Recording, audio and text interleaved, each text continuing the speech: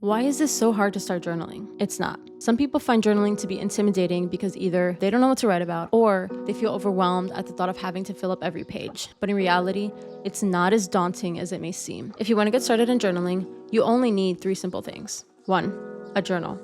I personally like to use these Pen and Gear hardcover notebooks. Field Notes is also another good brand if you're looking for something a little thinner.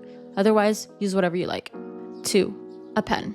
My favorite one to journal with is the Soothie brand rollerball pen. 3. An idea.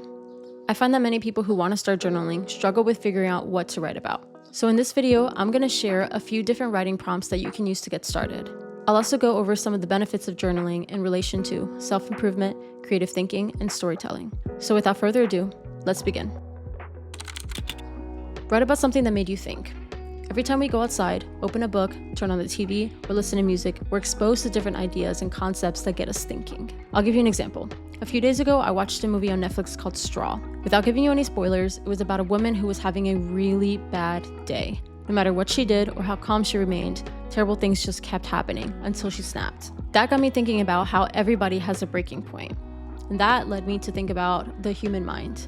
I love expanding on different ideas because it helps me to be open-minded and grow as a person. Writing about things that make you think helps to exercise your brain in a creative and analytical way. Anne Frank said, "I can recapture everything when I write, my thoughts, my ideals, and my fantasies." Write about your day. You don't necessarily need to write every single day if you don't feel like it, but it's your choice. I recommend that you at least write down the significant moments that happen, whether good or bad. For example, I recently reached 2,000 subscribers on YouTube, and when I did, I decided to write about it. I wrote down how long it took me to accomplish that goal, how it made me feel, and other successes that I was looking forward to in the future. You're gonna have some good days and some bad ones, but no matter what type of day it is, I believe it can still be beneficial for you to write about it, because it's a great way to document your life, to tell your story, even if you're the only one reading it. It also gives future you a chance to look back on your life and see how much has changed. Author Caroline V. Hamilton said, "Documenting little details of your everyday life becomes a celebration of who you are." Write about current life events. Our lives are constantly changing and evolving as the days, months, and years go by. It almost feels like time moves quicker the older you get.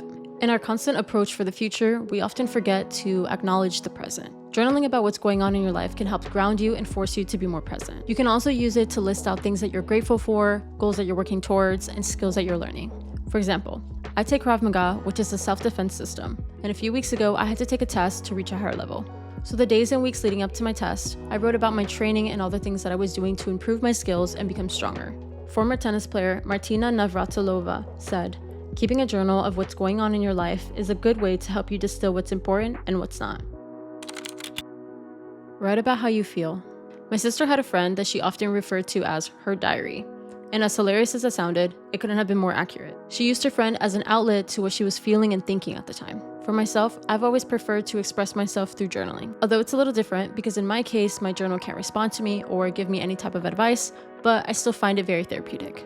Regularly writing down how you feel can help you become more self-aware.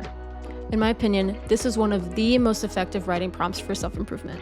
Author Tim Ferriss said, "The pages aren't intended for anyone but me. It's the most cost-effective therapy I've ever found." If you're struggling to journal, remember that you're just writing your own story, and no one knows you or your life better than you do. So if you're not sure what to write about, just document your life, your dreams, goals, and who you are. It's a process, but it's a simple one, so don't overcomplicate it. If you like this topic, make sure to check out my other related videos. And with that said, I'll see you in the next one.